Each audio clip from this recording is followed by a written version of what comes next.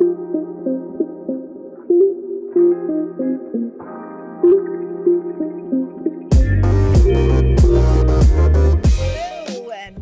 to Read, Return, Repeat. We've made it to our final episode of the season. Oh yeah, so today is episode 10, and the category is an author visiting Wichita. That's right. So I thought I'd dig deep in the archives, because visiting authors and see like some of the authors that have come to Wichita in the past. Okay. The first one I found was Jack London has been. Oh, Jack London! I read Call of the Wild, yeah, White Fang. White Fang, all the like wild wilderness books, and he came here I think 1901. Okay. Edgar Allan Poe's grandson actually lived here. Did Edgar Allan Poe's grandson write any books? No. But, would we have featured him on our podcast? The Wichita Eagle Archives love to mention it. And then also, did Edgar Allan Poe ever make it? He died in 1850. Why do we care that his grandson I don't know. Here? That's why it kept coming up. All right, cool. So, who else you got? So, like, we know, like, Maya Angelou is obviously visited. That's right. We have a whole branch named after her. Langston Hughes, Truman Capote visited during research because that makes sense for In Cold Blood, and Allen Ginsberg, the famous poet. That's right. Recorded or he wrote a poem about Wichita called the Wichita Vortex Sutra. Yeah. And I thought this was a fun article because he did the first reading of this poem in 1966 that appeared in Life magazine a couple weeks after that in the February of 1966. And he read it here in Wichita, right? He read it here in Wichita. And yeah. This is the headline. This is how the Wichita Eagle reported it. They put bearded poet to help open old beanery. What's a beanery? I'm not sure if it's a place they serve beans, but no, like it could coffee be a coffee shop, right? Yeah, it has to be a coffee shop. When they just serve beans. Bearded poet Allen Ginsberg will read his poetry at 8:30 p.m. Monday at the grand opening of the Magic Theater Vortex, 625 East Douglas, which is now, I think, the Spaghetti Works district, or where NAFSCAR Park is. Oh, okay. All right. So, actually, that's right, because when we were researching for the history walk, yeah, it's right around there that we made the stop. That's cool. It's cool to know. We close at 8, so hopefully some of our old library colleagues could have attended. I mean, probably. We probably weren't open until 8 back then. Yeah. What, 1963? 66. Who knows? Yeah. But, all right. Well, hey, let's get to this episode. Let's jump into the pretty show. Excited about who we've got today. We've got John Scalzi. Awesome. John Scalzi writes books. Good ones. He's best known for writing science fiction, including the New York Times bestseller Red Shirts, which won the Hugo Award for Best Novel. He also writes nonfiction on subjects ranging from personal finance to astronomy to film, and was the creative consultant for Stargate Universe television series. I didn't know some of that, but that's okay.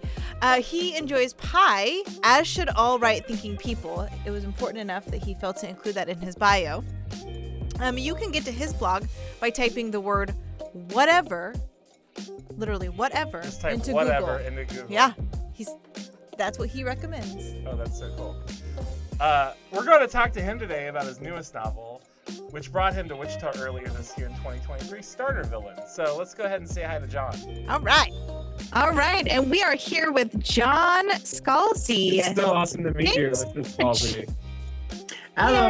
Yay. Good to be here. John, if you could just go ahead and get us started with telling our listeners about the book. What is Startervillain about? The way that I've described it in a very brief way is down on his luck, average Joe inherits his mysterious uncle's supervillainy business. And of course, from there, hijinks ensue, as they must, because it's a novel. What else are you going to do? And that kind of sums it up really well. But along the way, we get to meet some very smart cats and dolphins. That are, unionizing dolphins. Mm-hmm. Yep. Really fun. Yep. We touch on all kinds of different social issues there. Yeah. So it was interesting because I wrote this last year and I had no idea that this last summer would be hot labor summer. So having a labor subplot was kind of interesting. Yeah. And then, of course, 2023 becoming the year the billionaires just went like mask off. By the way, we're terrible people. That was also not timed, not surprising, but not timed. But I have to say, all of these things happening at the same time as my book coming out, good. It was good for the book. Yeah, no, it was very relevant. I was like, there's even like NFT references and stuff. So yeah. Yes, Yeah. absolutely. Now, the one that I'm proudest of, though, is, and without getting spoilers, the fact that there are whales in the book, and then you have those orcas off of Portugal sinking yachts. Oh my I God. didn't I even just think of realized that. that connection. I was like, I don't predict the future, but apparently maybe I should, Huh. because it's a whole thing. Science fiction becomes science facts. Yeah, exactly. So you make it clearly in the story that being a villain does not necessarily mean one has to be a bad person. In the world you've created, what does it mean to be a villain?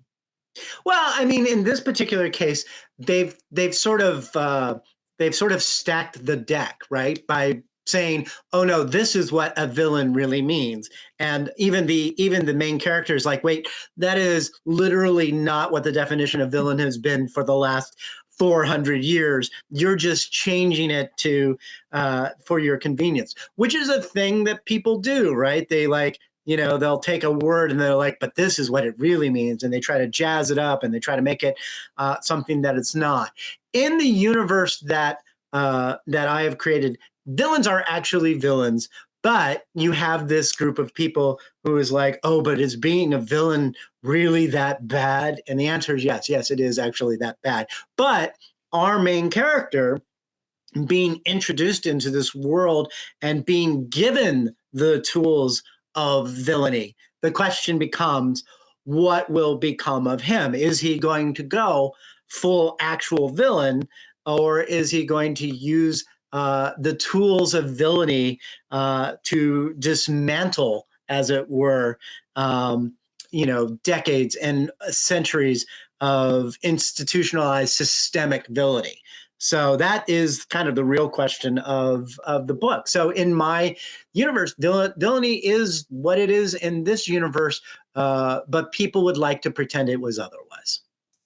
Yeah, it seemed very like real life villainy, right? Like not this, not like a James Bond villain necessarily, who's like, I am so evil and I have a German accent. It's like normal people that you might read about on the news. And I liked how the main, No, I mean, but that was the whole point, right? That was the whole thing is that when you think of a James Bond villain, right? He's like, no, Mr. Bond, I expect you to die, right? Yeah. But if you think about them, they only really work within the context of the movie, right? Their plan is to steal all the gold from Fort Knox, and you're like, okay, but what then? Because it's not like they're not going to find you like trying to peddle the Fort Knox gold, or you take over the world, and you're like, okay, well now you're responsible for crop failures in Rwanda, right? How are you going to deal with that? They never actually deal about outside of the confines of I'm a villain for plot purposes, so I can be defeated. They never talk about the sort of after effect of villainy. And that was what was fun for me with this, is to be thinking about the day-to-day of what it means to be a villain, particularly what it means to be a villain now, where, like the United States knows where you are all the time. They've got the satellites, and so does China, and so does Russia, and so does, I'm letting a cat out, and so do like lots of other countries. It's not like you can just be a James Bond villain anymore. You can't just get away with hiding somewhere and then sort of erupting out with his plan to take over the world. So that was the thing that was really fascinating to me, is like, if you were going to go down the villain path, how would you do it on a daily, repetitive basis, right? And that's why, for example, so many of the supervillains in this thing are, it's like, yes, we're evil, but it's a great subscriber benefit. Yeah, villainy by subscription. Villainy by subscription. I liked how even the main character, it's like he's like down on his luck. So it's like he's a kind of like a victim of circumstance and like societal pressures or whatever with like layoffs and stuff. And it's like that's a great way to start this story, because you don't want someone that's like completely outstanding or like a good person at heart, but like because you don't know which way he's going to turn. I actually really like the character. You can't start with James Bond. Yeah. You have to start with a guy that has nothing to lose. Right. Well, I mean, and I think a lot of people have been in that position where they are essentially good people and the world has just not turned against them, but the world has not turned out the way that they expected it to, right? You know, our hero, Charlie, he's a former journalist. He's now working as a substitute teacher because that was the job that made sense while he was caring for his father who was dying of cancer. And all of these things, you know, it's like life sometimes deals you a bad set of cards and then you just have to work with it. And I thought that was kind of the best way to do it, because everybody pretty much in their life experience either has had those sorts of setbacks or nobody knows somebody who has that sort of setback. That is, you know, you've done everything that you were supposed to do. You tried to do everything right, and it didn't turn out anyway. And so now you just kind of like, well, what do I do now? And in his case, it is, oh, your mysterious uncle died, which is, of course, why novels are so much more interesting than in real life, because mysterious uncles in real life rarely die and leave you everything. Yeah. I mean, it would be better if they did. It's like, I'm waiting for my mysterious uncle, the one I've never known about, to leave me billions. Is that so wrong? Am I wrong for wanting that? No. Absolutely not. You know, if you don't Absolutely not. If you don't have a mysterious uncle, you are the mysterious uncle. That, you know, you may not be wrong about that, you know. I am definitely not the mysterious aunt. Like, that's not. I don't think it works the same way either. For like aunts versus uncles. I feel like the mysterious aunt, they're like, oh, she just likes cats a lot. You do have like a Victorian style home though. So you are kind of I don't think that counts. There you go. So let's speaking of speaking of an old lady with cats, what about the book's animals? No, I'm gonna say that again. What about the animals in the book? The cats. I think the dolphins, like, were they inspired by any real life animals in your life? No, and that's the thing is that, of course, the cover of the book has the cat, right? And people are like, is that your cat? And I was like, no. And I have to admit that all my cats are short hairs, and they just wouldn't have the same gravitas as a super fluffy cat that's on the cover. And I also tell people that if they really want one of my books that that have characters that are based on my cats, they should go read my book, Fuzzy Nation, because there's a species of little short, cute, adorable aliens in it. And every single one of them is based off one of the cats that I had at the time. Right. So if you want to know what my pets were like, that's the book to read. In this particular case, one of the inspirations for Hera, who is one of the cats, comes from a friend of mine, Mary Robinette Cole, who is also a tremendous science fiction fantasy writer. She's won Hugos and Nebulas and Locus Awards and all that sort of stuff. But she has a cat, Elsie, who has a button board, right? And the button board has words on it. Each button has a word, like play or eat or tired or whatever. And she's training her cat to press the buttons to communicate with her. And I'd known about that before, but Mary Robinette is the first person who I know who has really started instituting that for their own pets. And so she has conversations with her cats now. And I don't have a button board, and I'm terrified what my cats would actually say if, in fact, we gave them a button board. I think all of my cats are fundamentally chaos demons, so that would be a problem. But when it came to Hera and some of the other cats in the book, that was sort of the genesis. So it's not my cat, but it is somebody else's cat. That cat really does exist. So yeah, the cats just being like, I like the dolphins a little bit better, I think. But I think one of my favorite parts of the book though is this kind of like when they go to the island and they meet the crypto bros, and like you just kind of hit the nail on the head with those characterizations. I mean, they're not that hard to figure out, right? It's like, I'm a dude and I like money. Yeah. I mean, I worked in tech in the 1990s and have dabbled off and on with it since then. And so as far as it goes, that is not a type of person that is unknown to me. And it's not that tech bros are uniformly terrible people, just like no individual group of people is uniformly terrible. But villains. Yeah. I mean, not even the villains. You got to remember the book. Oh, that's right. You're right. You're right. Yeah. But the thing is that there is very definitely, within the sphere of what it means to be a tech bro, there's a lot of leeway, but there are lots of things that they do have in common. And it was kind of fun to do that. The sort of heedless, it's like, yes, this will make us lots of money. And it's like, well, okay, but is that how it makes you money? Kind of unethical and weird. I was like, I don't see what the question is here, that sort of thing, which is not limited to be fair, to be tech bros, but it is very definitely a sort of thing where you're like, think 2 steps ahead and where this will actually take you. I remember at one point I was actually doing some consulting, because I do that occasionally, and someone wanted to consult with me about this idea they had for a tech company. And I remember one of the questions that I asked them, I was like, we laid out the tech idea and said, well, what do you think about that? And I was like, well, here's the question. Are you making this a company that will be profitable, or are you making this a company that you're going to sell to someone else and then that will be their problem?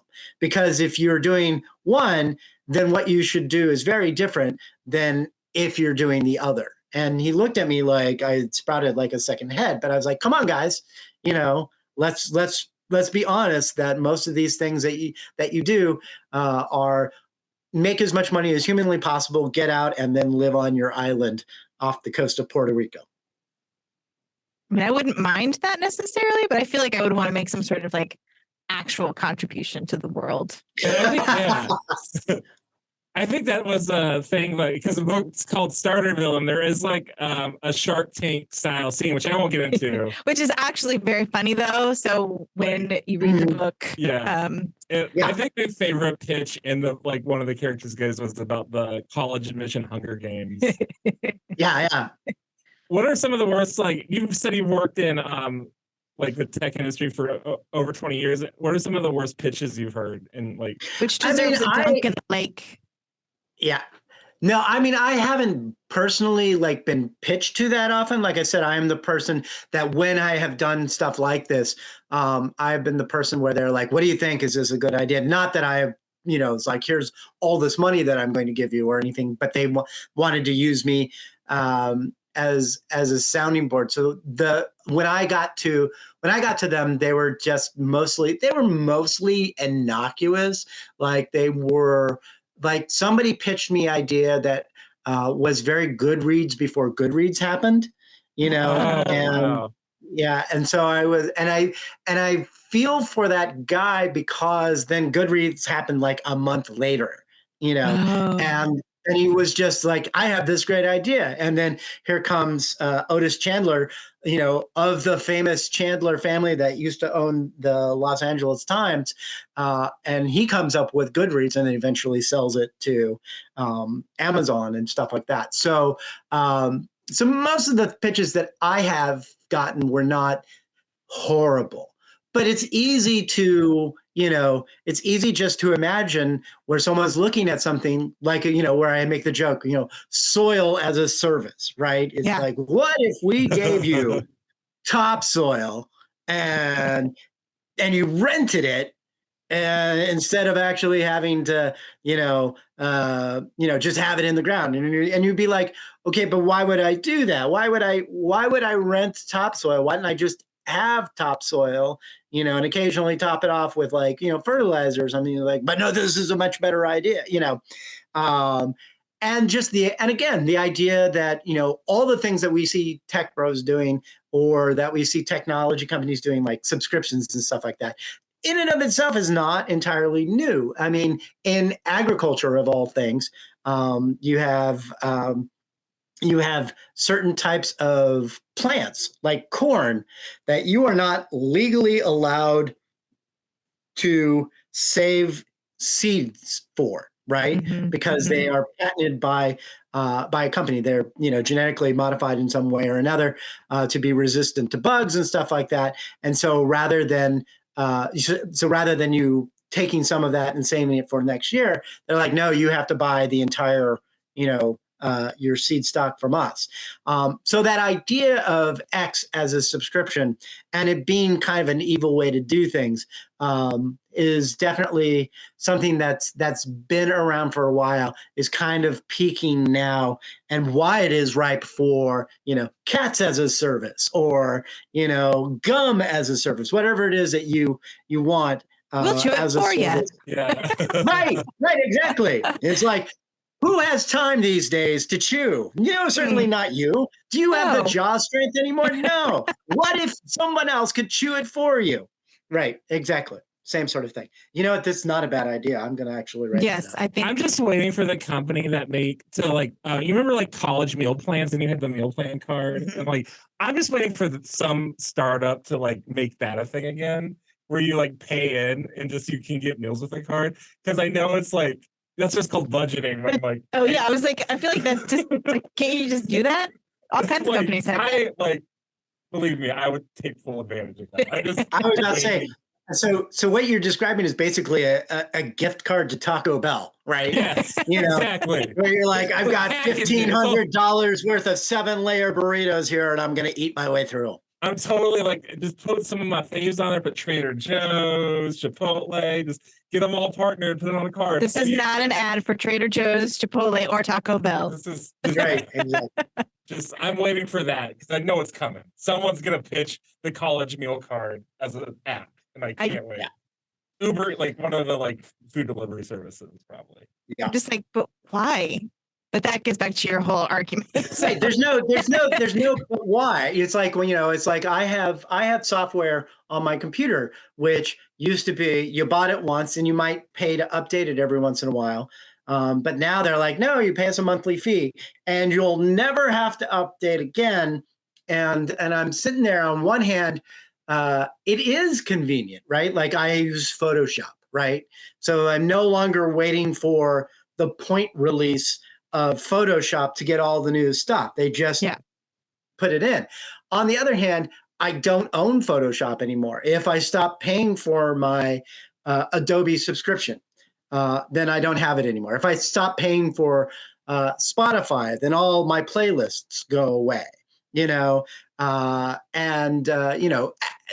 physical media of, I have DVDs, but they're DVDs of movies that were from 10 years ago, because I stopped buying them because I've got Netflix and Amazon Prime and Hulu and all that sort of stuff. So, and those things will, we've seen that they just sort of mercurially take things away and don't bring them back. So thank goodness for books, right? Because you actually get to still keep your books. I mean, there are books as a service. It's called your library. Please, I was going to say, aren't we kind of like like local library? But that's a different thing entirely. A subscription service? Yeah, basically, that's what we always kind of like have been told. Is like anything you buy online, you're technically renting, even though you say you purchase it. If you look at the fine lines, and so. Like, oh yeah, no, absolutely, anything, yeah. No, libraries are a subscription service in the sense that they're paid for annually by your taxes. Oh yeah. Yeah, and endowments from our foundation. Mm-hmm. Yeah. Mm-hmm. And viewers, listeners like you. And listeners like you. Okay, so let's talk about the Bond pieces of it. I know that we've talked a little bit about that, and there was definitely Bond vibes throughout the whole thing. Sure. I even watched Spectre last night because I know that was part of the like Lombardi convocation scene, and like I was really because I'm not really a Bond fan, I'll be honest. It's okay. I liked Supervillain a whole lot more than I liked Spectre. But what other kinds of media did you use to inspire this story? Well, I mean, the fun of like the Bond films or Austin Powers, which is another Right, sort of right. thing in that on a more comedic thing, or The Incredibles, which is of course also has a volcano lair, just like I do.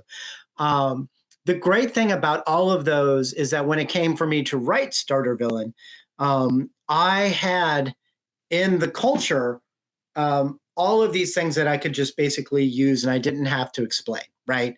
Like we all know what a James Bond supervillain is. We all know what Spectre is, you know, because we've had 60 years of James Bond movies. We all know what the volcano lair is about, all of these sorts of things. So when I drag them onto the screen, as it were, people aren't surprised. They're like, "Oh no, I get this reference," right? So Even though I that's don't like that's Bond, I was like, oh yeah, volcano lair. That makes sense. yeah, yeah. No, that's the whole point. There are things, and that thing about even though I don't watch Bond, I knew about this. Yeah. Is a perfect example of this because of pop culture. There are certain ideas and concepts and everything else that transcend their work. Even if Mhm. you've never seen a James Bond movie, you know what a secret agent is. Even if you've never seen a James Bond agent movie, you know what the volcano lair is, or something like that. Or a You villain know like all about petting their Spy cat. Or Right. like the Yes. 300-inch television to watch Right. to make your Yes, announcement. And we were like, exactly. no, man, that's billions of dollars. No. Yes. But that's the whole thing is that one of the things that I really enjoy doing is taking the tropes and ideas that we already know from common culture and playing with it. I did that in the previous book, which is the Kaiju Preservation Society, where I played with Godzilla-sized creatures. I did it in Red Shirts with the concept of the Red Shirts, where everybody beams down. You know, it's Spock, it's Kirk, it's Scotty, and it's Ensign Jones. Who's going to die, right? You know, all of that sort of stuff. Playing with the tropes that people think that they know, and then using them in new and surprising ways is kind of the fun for me. So I do a lot of ransacking of movies, obviously the James Bond ones, and like I said, the other two that I mentioned. I mentioned in the afterward that the pitch, which is the sort of Shark Tank thing that we were talking about, was in some ways inspired by a video game, which was otherwise unrelated to like the James Bond stuff.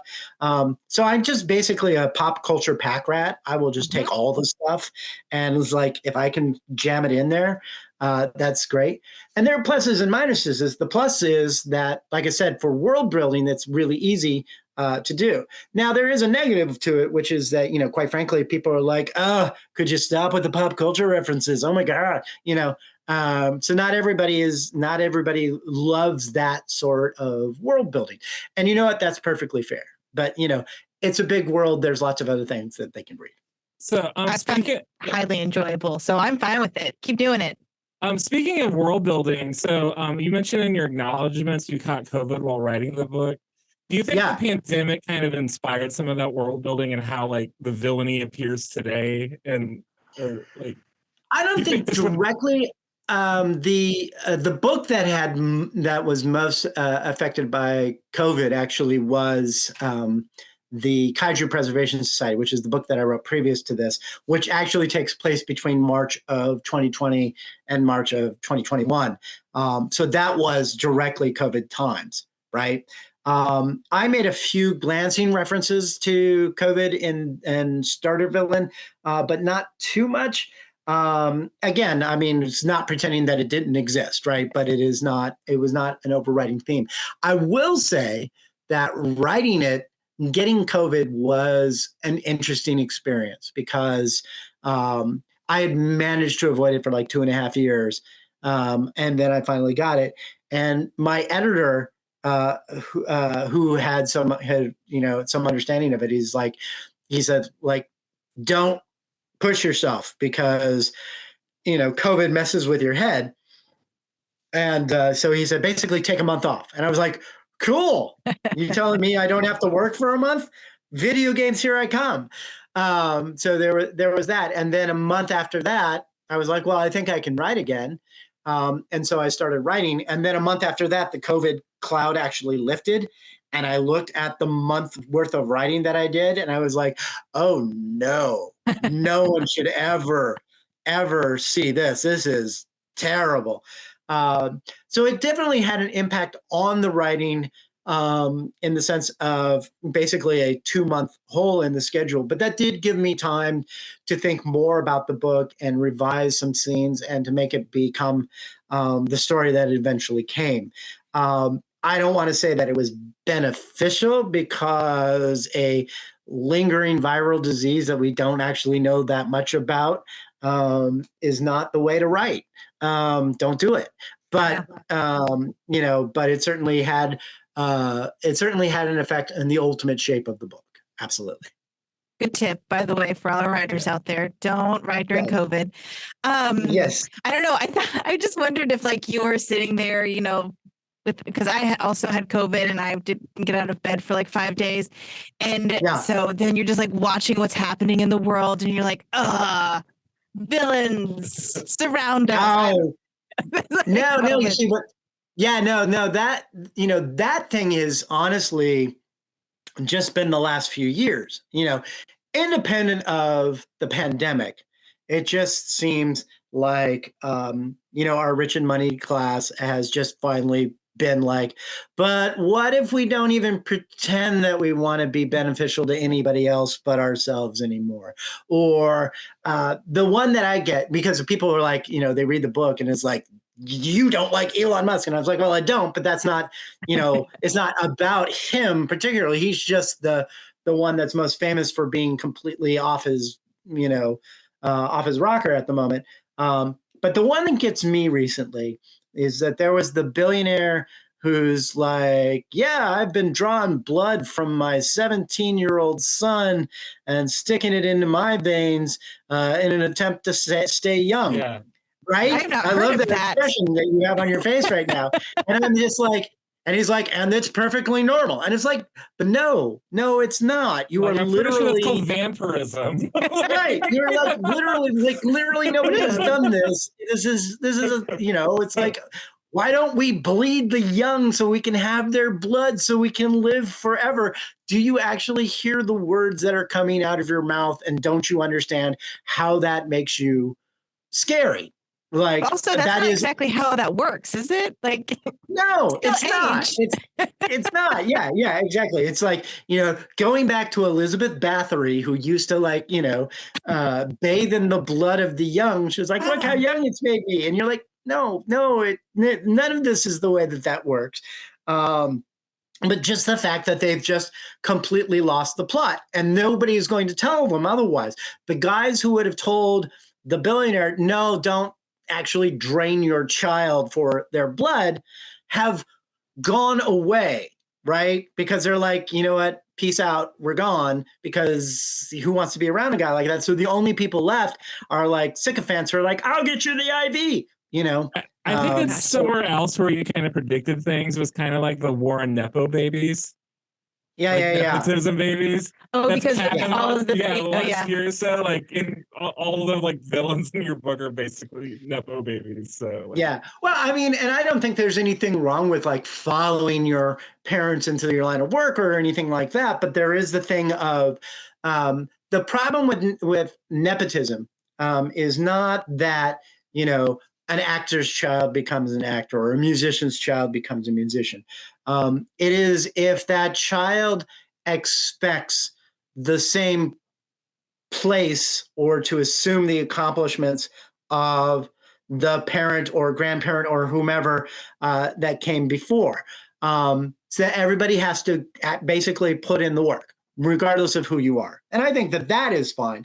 But yeah, when you have a class, it's like, don't you know who my father is, and uses that as kind of like a business model or a way to go through life, then that's problematic. And that's what I think people actually object to when they see somebody whose parent was famous and they seem to be famous because their parent is famous, not for anything else anything that they've done particularly. It's that thing of being born on third base and thinking you hit a triple. I've not heard that before, Okay, but that is good. I like that. Yeah. So without spoiling anything in the book, because it's still fairly new. We want people to get out there and read it. It does end with Charlie still having a bit of a foothold in this world of villains. Is that the end of Charlie's story? Should we expect intermediate villain anytime soon? It was written as a standalone, and I generally tell people that the whole point of writing a book is to have that individual book be a satisfying experience. That said, if my publisher came to me with a bag of money and said, we would really like you to consider a sequel, then depending on the size of the bag of the money, I might consider that. And of course, there's always things that you can do to bring back the characters. But I'm also content if the book just is the book, then that's perfectly fine with me. I wrote a book about 10 years ago. It's called Red Shirts, right? And I've gotten a lot of people who's like, we would love to have a sequel to this book. And I'm like, okay, but two things is like, one, I can't think of anything that I would want to write in that universe again, and because the concept has already been dealt with.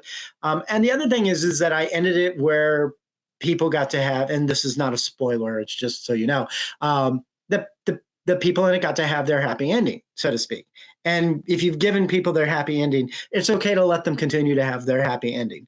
If people really want more of a book that I haven't written a sequel to, that's what fan fiction is for. Go ahead and write it. Never show it to me, because lots of legal issues involved there. But absolutely, if you feel like there's more to the story and you don't want to wait around for me to maybe do it or not, then go ahead, play with my dolls.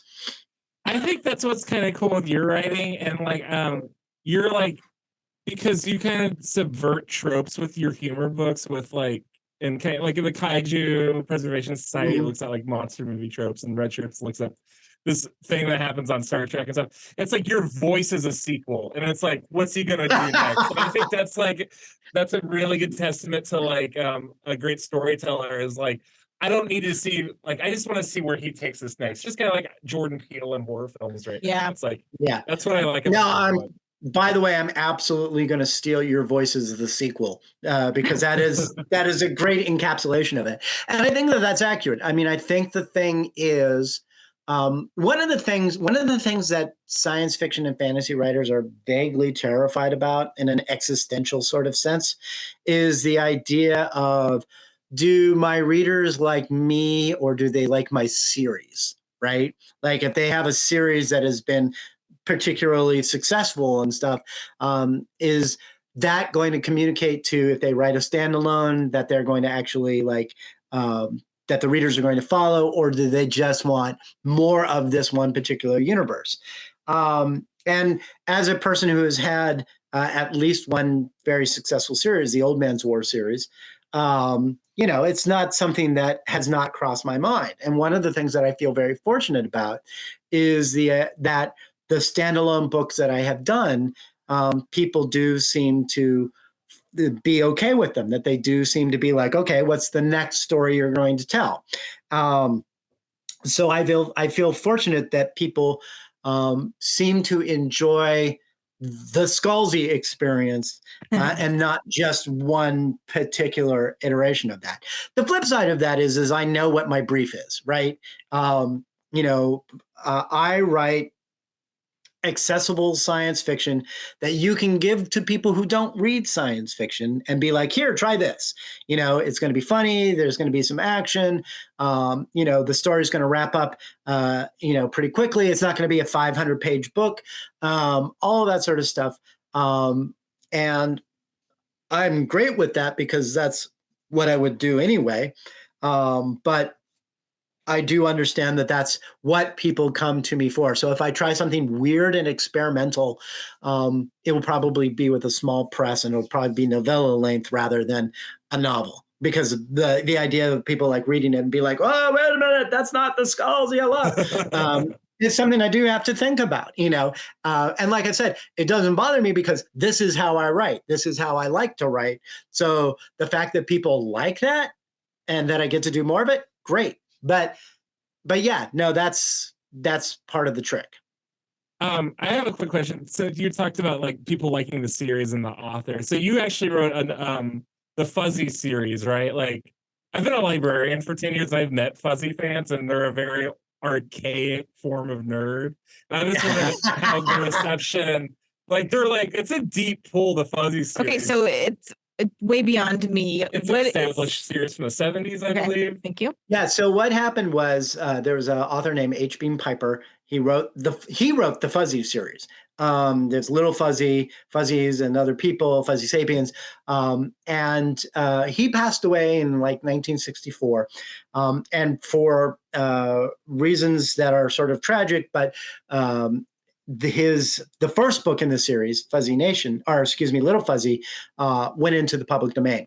And I wrote a sort of remake of that particular book, mostly because I was curious to see what it would be like.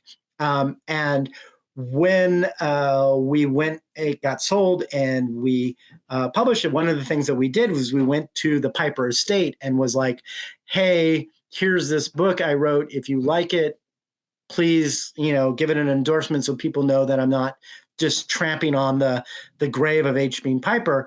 And if you hate it, then I'll put it in a drawer and you will never see it again. Because I didn't write it to actually sell it. I wrote it because I was curious to see if I could. And fortunately, the good news was that they did like it. We did get the endorsement. And when it came out, there were still a lot of old school archaic fans, as you say, who were like, this is not a thing you should have done. And which I totally get, because it's like, you're trampling on my memories. But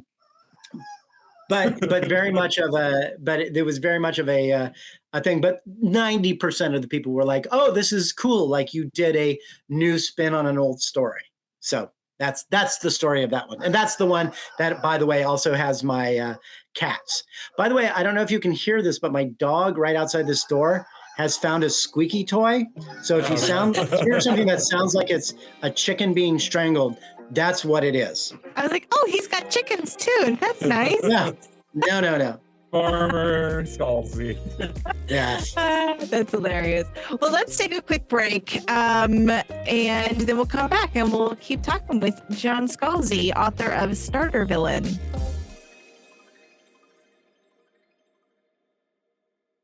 Attention Read ICT superfans! If you're looking for a place to chat about your favorite books, get excellent reading recommendations for challenge categories, or just meet some new friends who love books as much as you do, check out the Read ICT Challenge Facebook group. To join us on Facebook, simply search for groups using hashtag ReadICTChallenge and click Join. For more information on the Read ICT Challenge, visit wichitalibrary.org/readict. And we're back. We're talking with John Scalzi today on Read Return Repeat. So I guess so we talked about there's cats in Startervillain, and this isn't my first time seeing some of your work involving like hyper intelligent cats.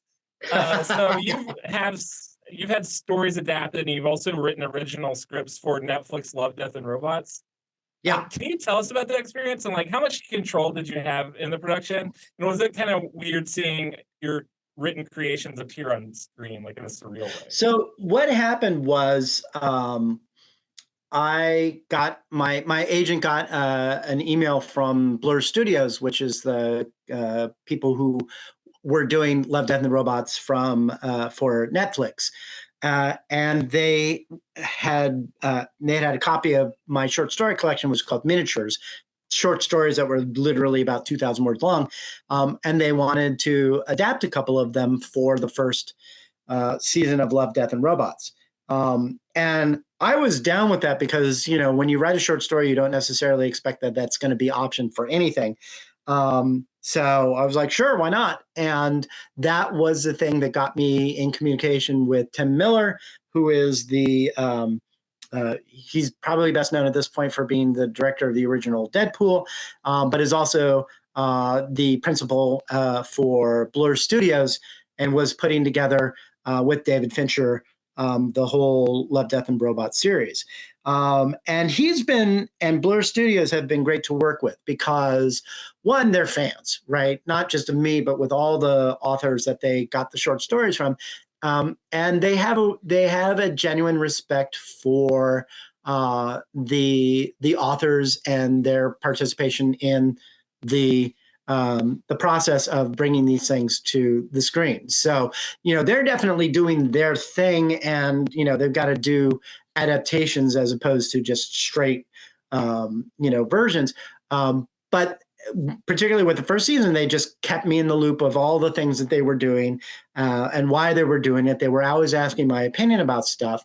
And so at one point I was like, I had written a new story for an anthology and I sent it to Tim just for him to read it because I thought that he would find it amusing. And he was like, I like this, I'm stealing it. And that was the one that became the Three Robots story, which is the one with the hyper intelligent cats. And then when season 2 came around and season 3 came around, they were like, give us more stuff. Do you want to write them yourself, write the scripts? Cool. Why not?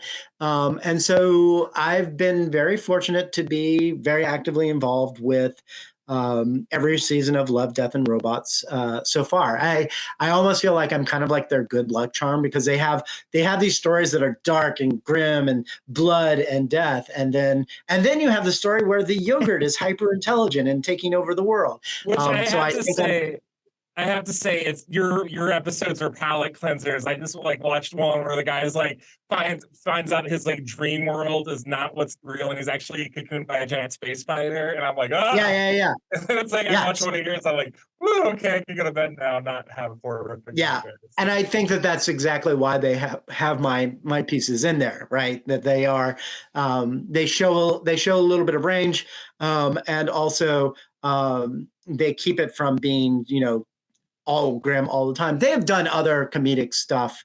They did the Night of the Mini Dead, which they had the tilt shift zombies and stuff like that.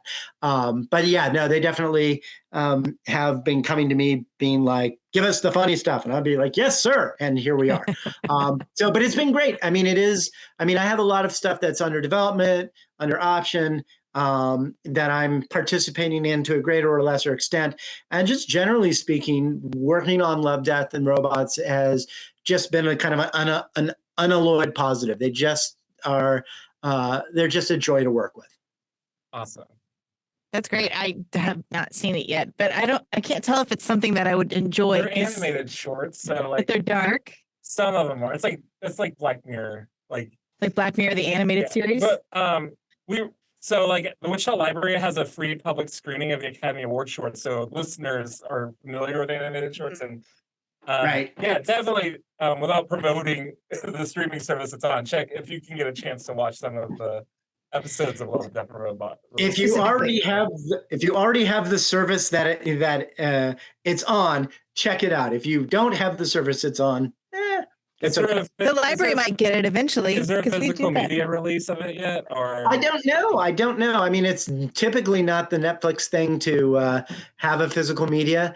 They, in fact, just canceled their DVD service, which was kind of a shame because I actually was still subscribing to the DVD service. Yeah, because I'm an old man now and I still have physical media. Yeah,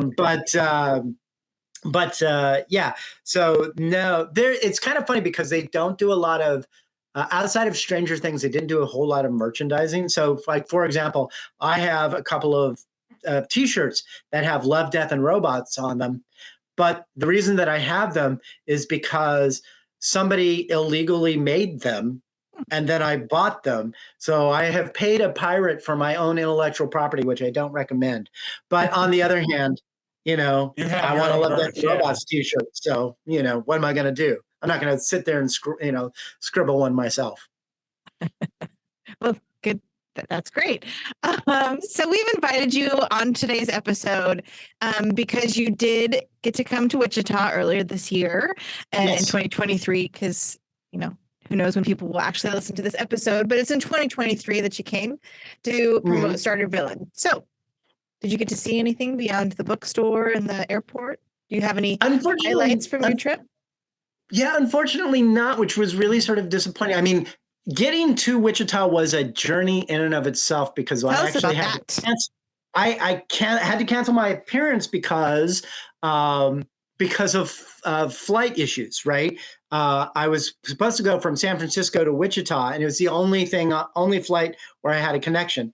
And the airline, they put us on a plane, they brought the plane out, they started doing all the videos, like the safety videos and stuff like that. And all of a sudden the power went out. They started up the plane again. The power went out again. They brought us back to the gate. You know, we had to wait a couple hours to get on another plane. By that time I missed my flight to Wichita.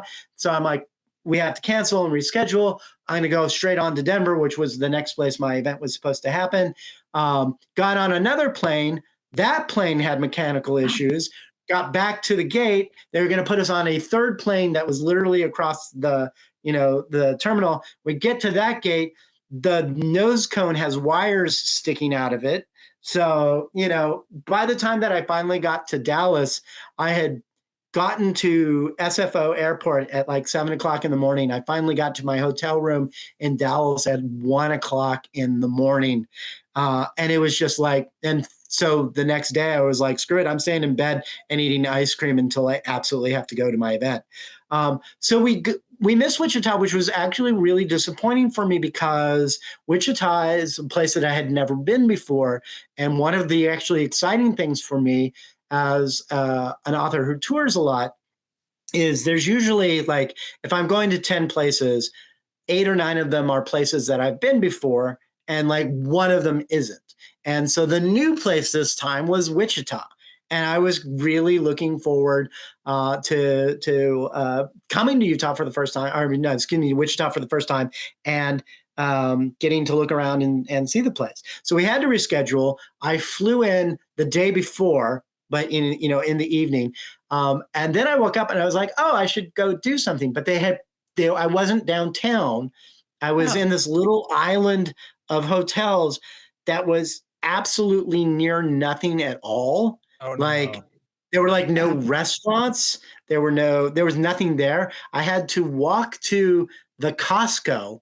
I know exactly where you are. Yeah, I know exactly. Yeah, you know exactly where I am, right? So I had to walk to the Costco, and I had to like sneak in, and I had a Costco hot dog and a slice of pizza for lunch, and then came to the event and saw the bookstore, and then immediately had to go back to sleep because I had to get up at like 5:00 in the morning.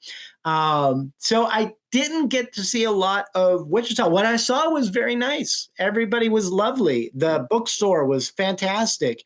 And everybody was happy to see me. And there were a lot of people who were like, I'm so glad you didn't come when you were supposed to. I wasn't going to be able to be in town then, and I was like, well, okay, great. But like I said, I was happy that I was finally able to get to Wichita. And it was a point of pride, right? Because it wasn't my fault. It wasn't my fault that I wasn't able to get to Wichita. And so I wanted to be absolutely sure that I got back and didn't let the people of Wichita think that they were just being blown off. That's just not the way that I work. I don't think that anybody felt that. I think the bookstore did a nice job of kind of explaining that it was beyond everybody's control. And so we had some staff here that were really excited to have you rescheduled. So it's disappointing that you were stuck over by the Costco. Not that Costco's bad, and not that those hotels are bad. I had a very good meal over there once, but once. There's so much more to see downtown. Yeah, no, and that was the thing. The bookstore people were like, the next time you come, have them have you downtown. And they gave me like a name of a bed and breakfast and stuff like that. I was like, I will absolutely remember that. But I think it was also partly just when we rescheduled, we just had to redo everything. And it's a question of what was available and stuff like that. So it may have been that the bed and breakfast that they wanted to put me downtown may have simply not been available. And so they were like, You go to a Marriott, you know the Marriotts. The Marriotts are fine. I've been to the Sequoia room there a couple times for conferences and stuff. So yeah, I know. Yeah. It's Yeah. kind of vibe. Yeah. Exactly. And like I said, but that's also the nature of touring anyway. I mean, it's all those rock and roll songs about how touring is hard. They're not wrong, right? It Yeah. is the thing where, you wake up at 5 o'clock in the morning, you go to the airport, you take a flight, you get to your hotel, you sort of like go, until it's time to go and do your event. In the event you're on and you sign books and it's really cool and you get to see people. And then as soon as it's done, if you're like me, who's like a high performing introvert, you immediately collapse because you've done all your like, hi, I'm social for the day. And all you really want to do is go back to your hotel room, stuff hotel burger in your face and then go to sleep because you got to be up at 5 o'clock the next morning again. So it sounds cool.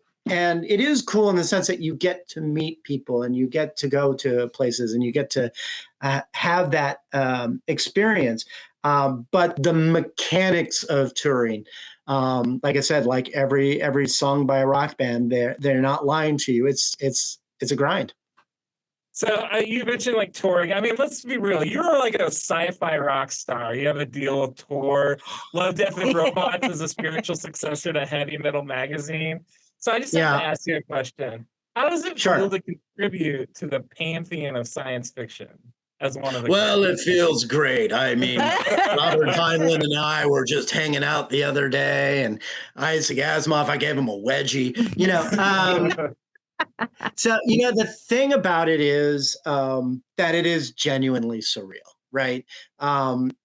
Without saying, anything else about it. I mean, it is a fact that, my books do pretty well. People know who I am. If we go out on the road, people show up to see me.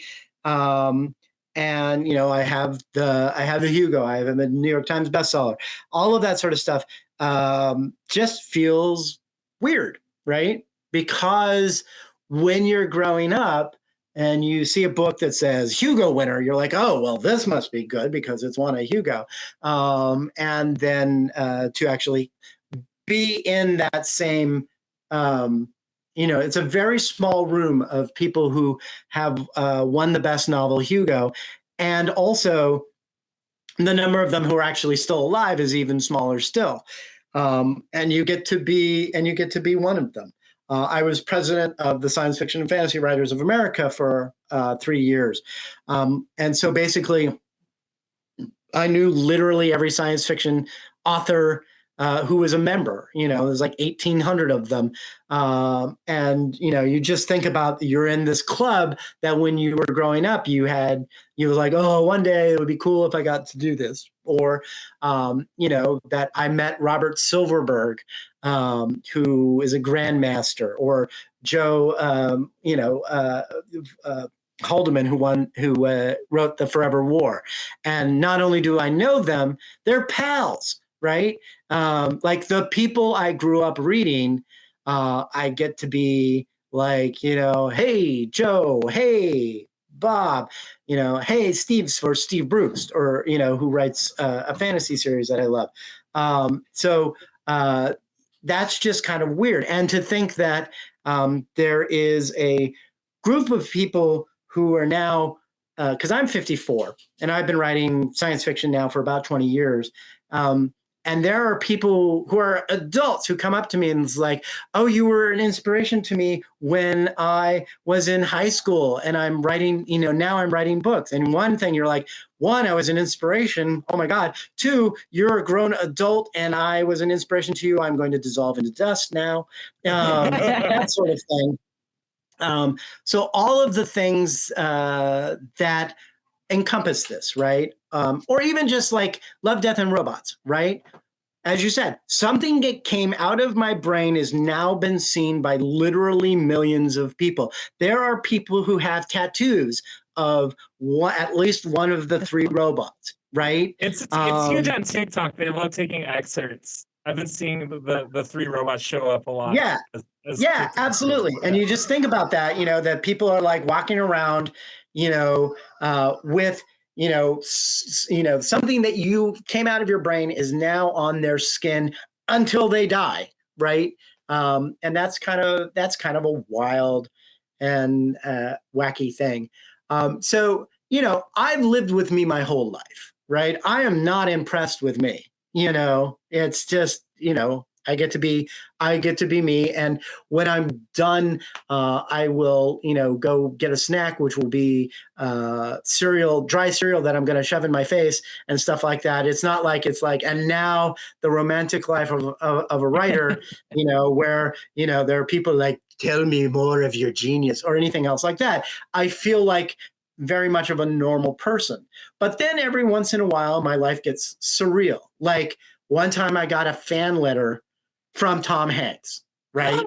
He typed it up and he actually sent it in the mail. And I was on tour. My wife was like, "You got fan mail?" I'm like, "Okay." And it's like, and it's from Tom Hanks. I'm like, "You send me a picture of that right now," And I'm like up doing an event when she finally sends it, and so I'm up at a podium going, "Oh, I got some fan mail from Tom Hanks. You want me to read it to you guys?" And everybody's like, "Yes." And I read it and stuff like that. So just having those really like sort of surreal moments, and that you're like, awesome. What even is my life? That's kind of fun. I got to be who I wanted to be when I grew up, and that's kind of cool. I gotta say, like, there's some wholesome moments in your book, and I gotta say, knowing that Tom Hanks reads John Scalzi, it's like that's totally on brand for Tom Hanks. Yes, it was weird for me too. I'll tell you what. This is a story that I've told before, so I can tell it here as well. Which is that he sends me the fan mail, which has been lovely. And I'm on tour, and when I stop in LA, I get this phone call from my manager. And he's like, "You got to go to the Chateau Marmont, which is the hotel." I'm like, "Why?" He's like, "You're having lunch with Tom Hanks. He wants to meet you." And I'm like, "Okay." And I go to the Chateau Marmont, and I go to where the restaurant is. And I'm like, "I'm here to have lunch with Tom Hanks." And the hostesses are like, "Well, he's not here yet. So have a seat." They're like, "Also, why are you having lunch with Tom Hanks?" And I was like, I write science fiction and he likes my books. And they're like, "Well, we like science fiction. Tell us about your books." So I get up and I talk to them about it. And then while I'm talking to them, Tom Hanks rolls in. And he was like, "What's going on here?" And I was just like, they were asking about the books and stuff like that. And he goes, "You've never heard of John Scalzi?" And he reaches into his satchel and he pulls out an iPad and he starts scrolling through literally every book that I've ever written, talking about them. And like, if you can ever have Tom Hanks as your hype man, 100% do that. It's just a thing. But and I'm just sitting there going, "Oh, I gotta," because it's Tom Hanks. It's like, and so now, of course, every time I see a Tom Hanks movie, I'm like, "Oh, look, it's my pal Tom." And my wife is like, "Please stop doing that." I love that every single time that you talked about Tom Hanks, though, you said Tom Hanks, like full name, until you got to where you're like, "Well, no, because it's not like you can. It's not like so. Anyway, I was talking to my friend Tom, and he said, Tom Hanks. It's like it's Tom Hanks, yeah." Well, and it's also, and I get that on an extremely much smaller scale because when people refer to me, they don't often say John or they just say Scalzi, because there's like, if you're talking about Scalzi, there's really only one Scalzi. So I'm like Madonna. I have one name, Scalzi. It would, like, have you ever thought about seeing if he can make a cameo in one of your books? Because that would be funny if he was a surprise. Well, no, that's the whole thing is that or something. In Agent to the Stars, at the very end, there's a fake Variety article that talks about the box office of the movies that came out that week, and Tom Hanks' thriller Golden Master was the #1 movie that week. And when he wrote the fan letter, he put at the bottom, "P.S. Gold Master is my favorite of my movies too," which meant that he actually had read it and that he knew what I was talking about. And that was a real geek out moment. So he has, in fact, made a cameo awesome. In one of my books, even before I knew Tom Hanks, because, of course, he's Tom Hanks. So. Yeah.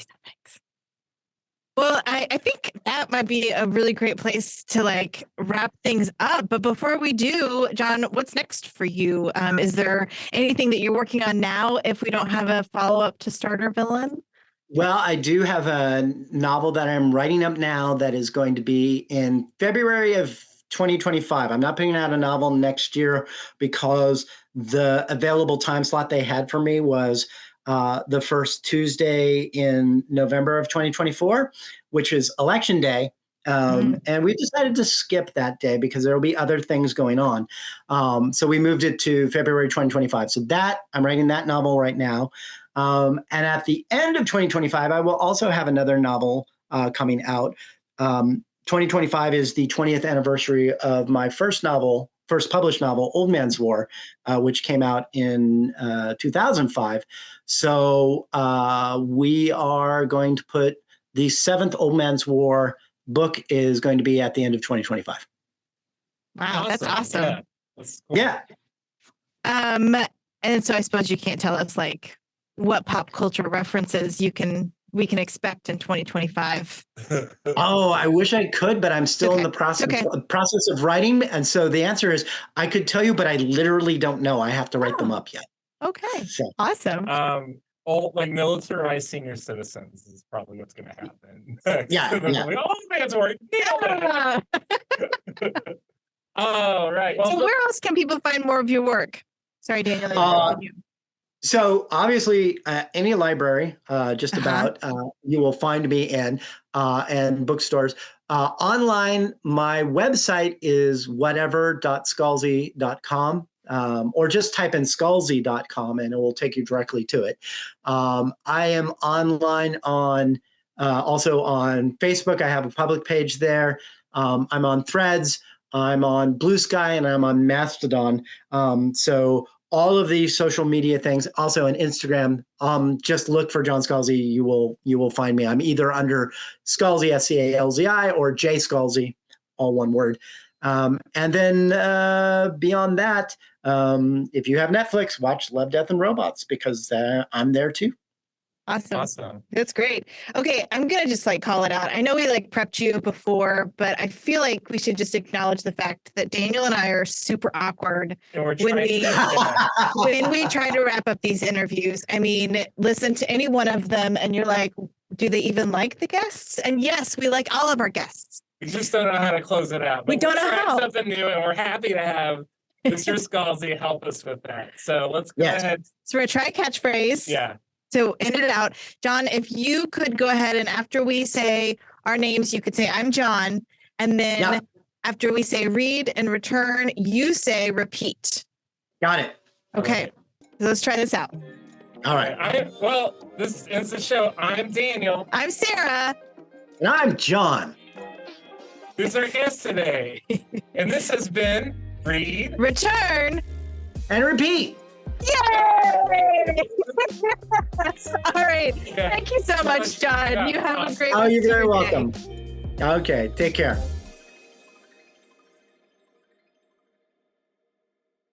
Looking for an easy way to keep track of your Read ICT challenge progress? Check out the Beanstack app. With Beanstack, you can participate in library reading challenges, log reading activities, and even win prizes. You can access the app either through the Apple or Google Play stores or on a desktop computer by visiting wichitalibrary.beanstack.org. If you are participating in the Read ICT Challenge, every month you log a book, you will be entered into a drawing for a chance to win a cool bookish-themed prize. For more information on Beanstack, visit wichitalibrary.org/Beanstack.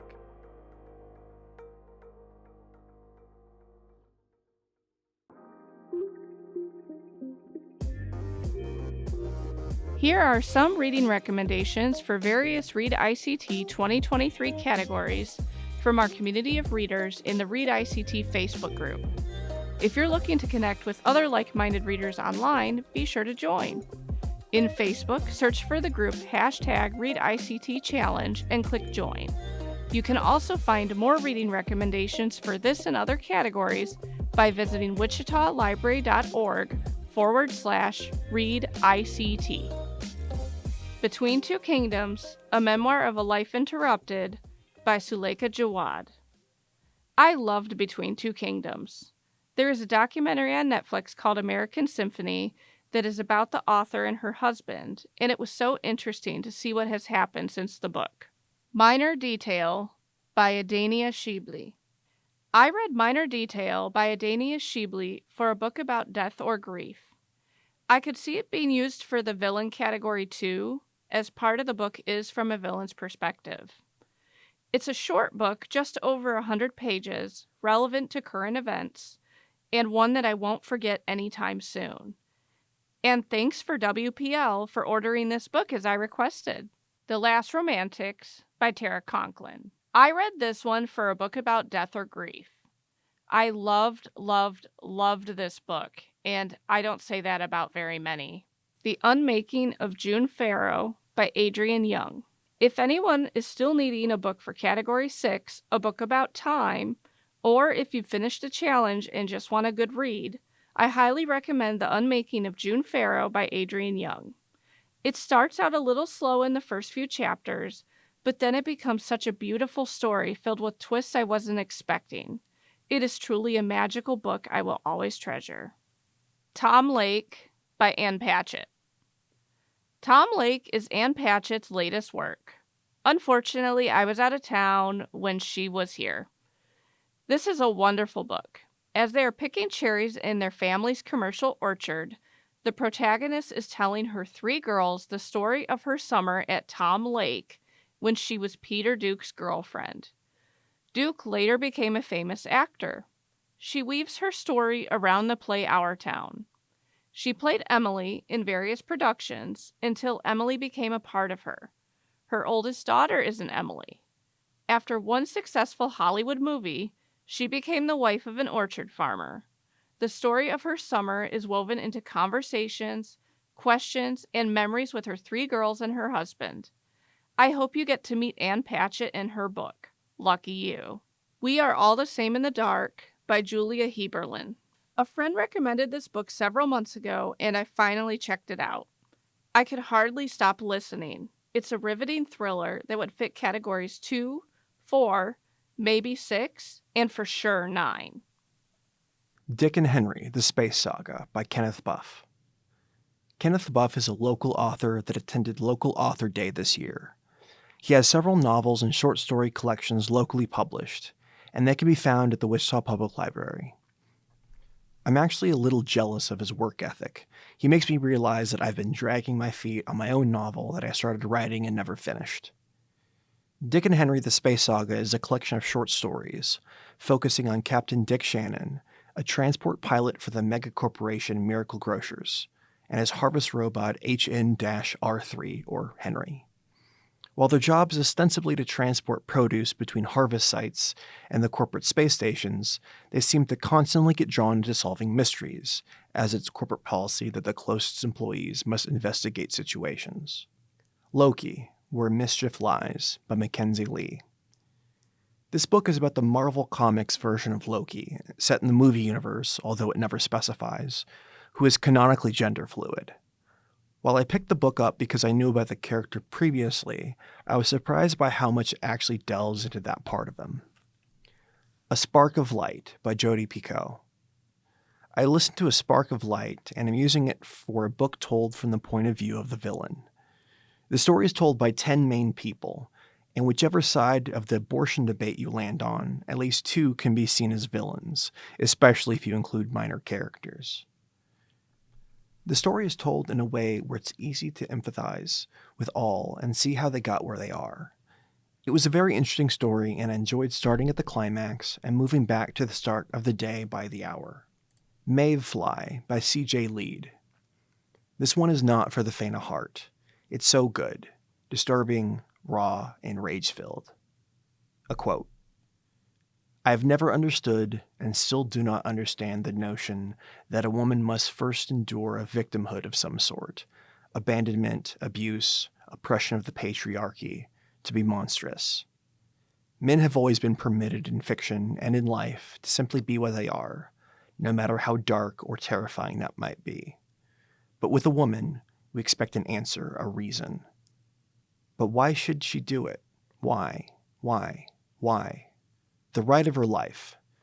The true story of a woman, her horse, and their last chance journey across America by Elizabeth Letts. The story was delightful.